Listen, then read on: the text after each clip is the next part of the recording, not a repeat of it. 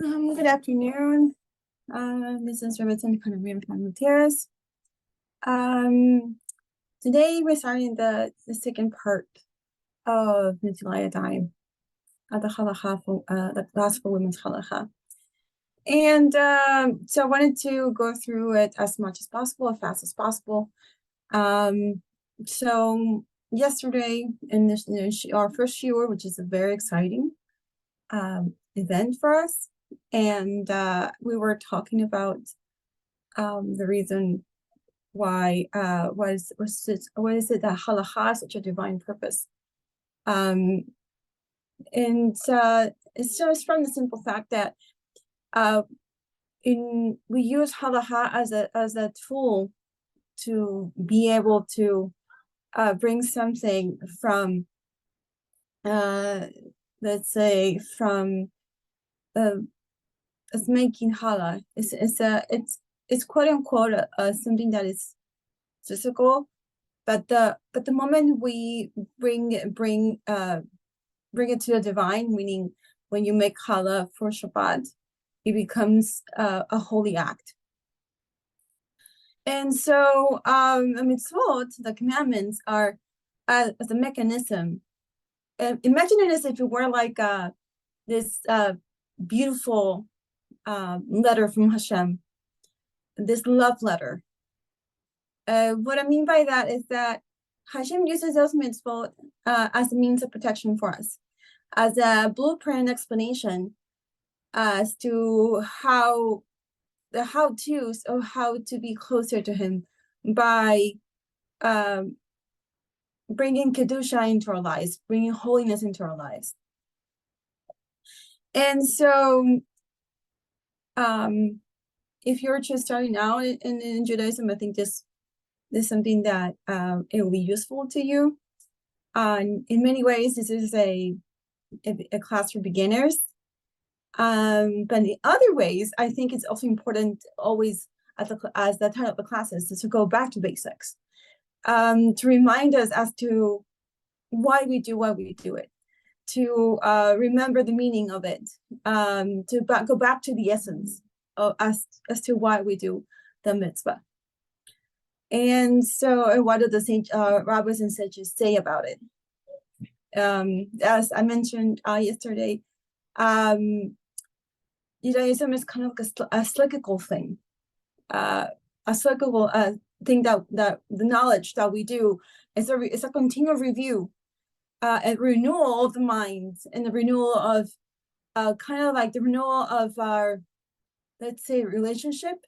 Look at it as a bride and groom, as marriage, as to we renew our relationship with our spouse, but by getting to know each other continuously, like talking to each other, having open communication, and so that is pretty much, it's a lot how it should be our relationship with Hashem.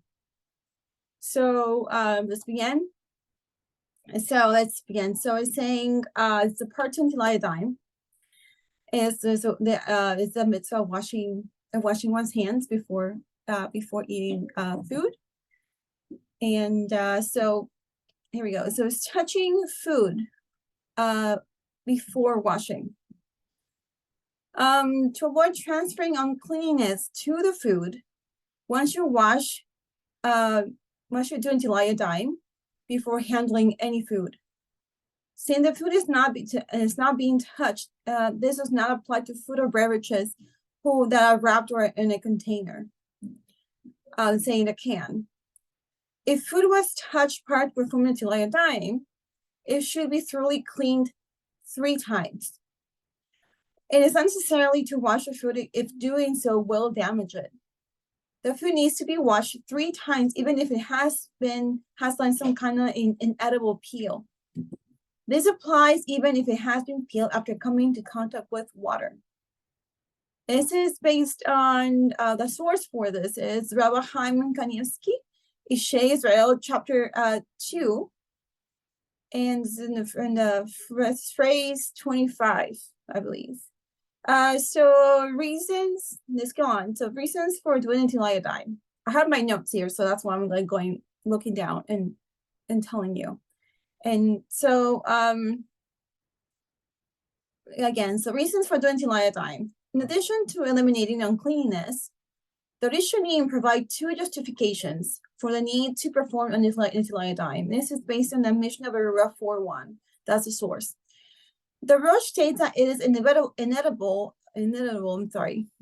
for a person, you cannot avoid for a person to touch covered body parts. It's something that cannot be avoided.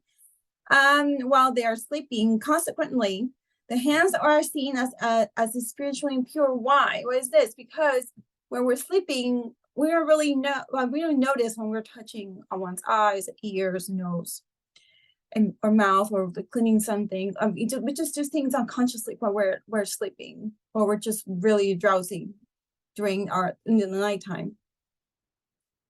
So it just makes it impossible for the individual to learn Torah. So recite berachot or daven. It should not be done. This, according to the Rashba, is because we are seeing some brand new creations every morning, prepared to carry out our life's work. It's a holy work, which is to serve Hashem. So it is best what should be done is that every time you wake up, before you say in the bracha, before you daven, before anything, you should clean yourself. Be in a state of cleanness. Because you're going to do a holy act. So who were the Rishonim? The greatest rabbis and poskim of the period, known as the Rishonim, lived through roughly from the 11th to the 15th century, predating the Shulchan Aruch and succeeding it. Rabbinic scholars subsequent to the Shulchan Aruch are commonly known as the Achorim. So let's keep going. As a result, we wash our hands in the same manner as the Kohen and the Beit HaMikdash. So really internalize it. We wash our hands as a Kohen and the Beit HaMikdash. Imagine how holy of an act it is. So that is, we do that before completing the service to Hashem. When either of these situations occurs, we are required for halakha to wash our hands.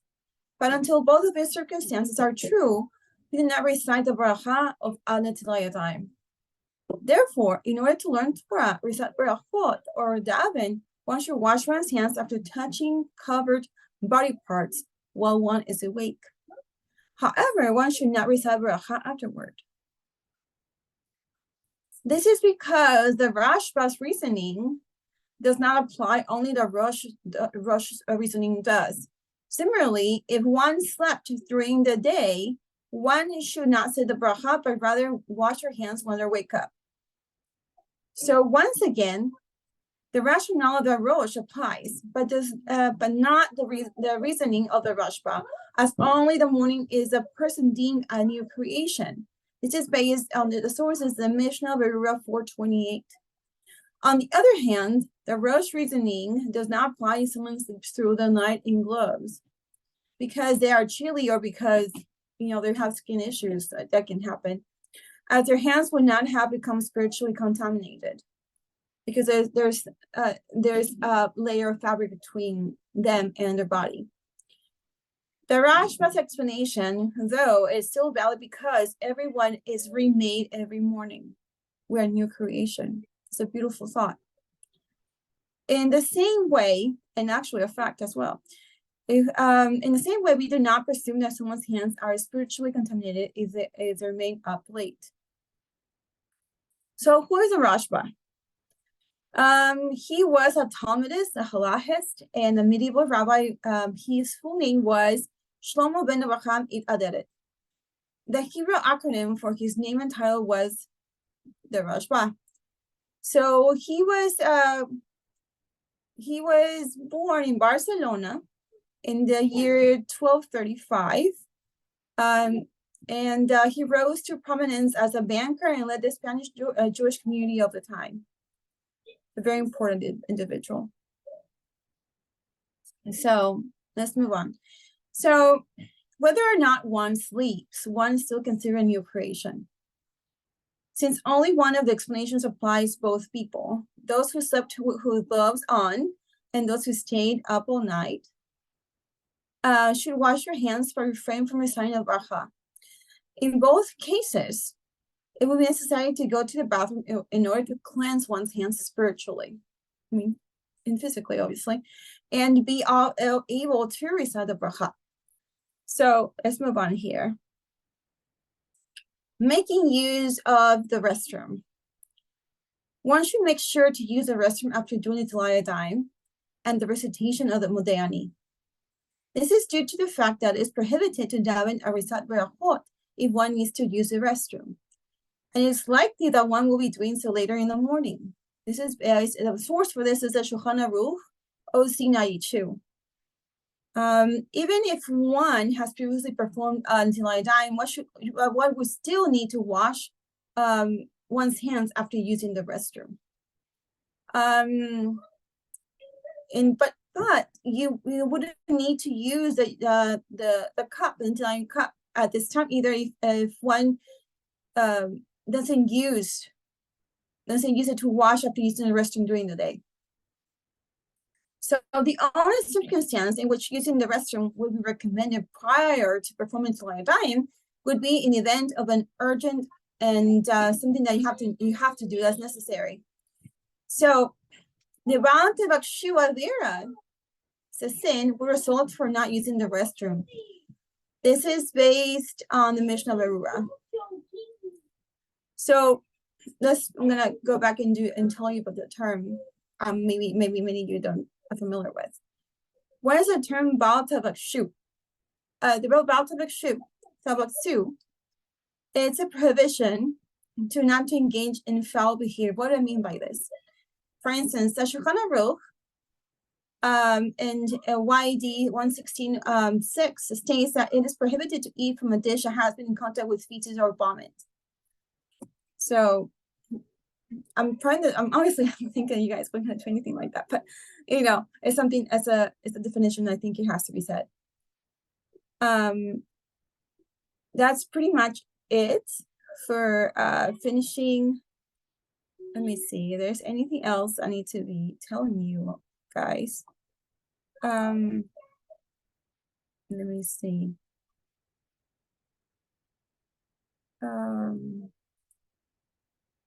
Anything that I do forgetting to mention.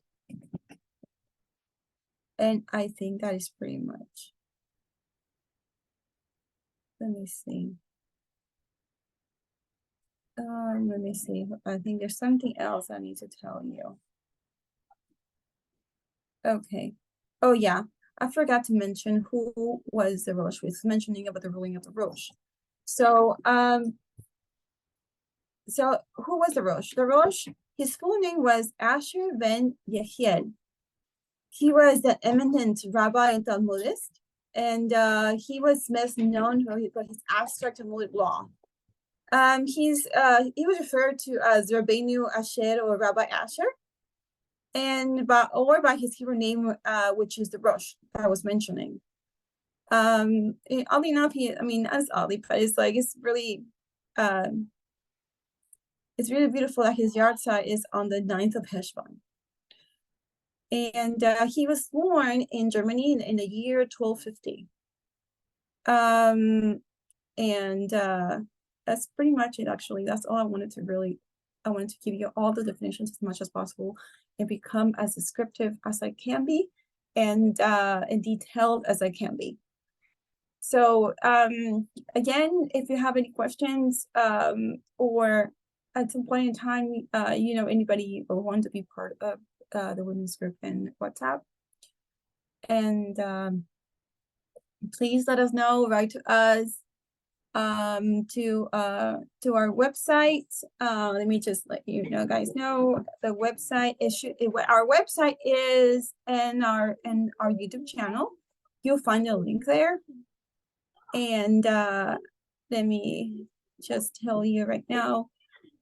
And we also have Facebook. A Facebook page. You can also contact us there for information about our services and everything, and information about what we're all about about our Havurah. So our website is www.haburasoharisrael.us. I repeat, is www.haburasoharisrael.us. So that's it. And I hope that everyone has a wonderful rest of the day.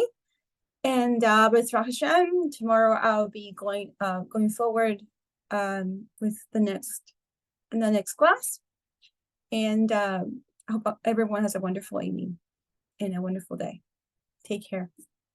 Bye, everybody.